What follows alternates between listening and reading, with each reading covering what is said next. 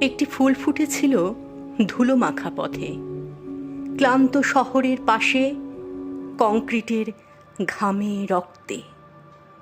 না ছিল কোনো বাগান, না মাটির কোমলতা, তবুও ফুটেছিল সে, বাঁচার এক অভিজ্ঞানতা।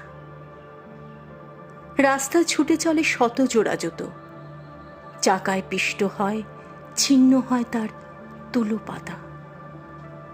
কেউ দেখে না তাকে, কেউ শোনে না তার কথা, তবু সে জানায় বেঁচে থাকার এক অনন্ত নেশা। ফুলটি প্রশ্ন করে, এ সমাজে ন্যায় কই? বর্ণ আর ক্ষমতায় পিষে মরে কতজনই।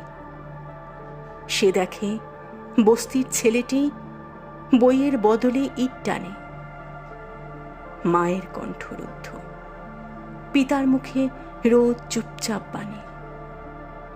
এই ফুল ভালোবাসা বোঝে না, শুধু সে বোঝে ক্ষুধার জ্বালা, চোখের রক্ত নদী।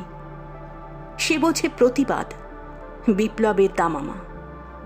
ফুলটি দাঁড়িয়ে বলে, আন্না, এবার হোক জমা। একদিন শিশুটি এলো খালি হাতে, বলল, মা বলেছে ফুল আনতে সন্ধ্যা রাতে। ফুলটি ছিঁড়ে নিল সে, রেখে দিল বুকের পাঁজরে।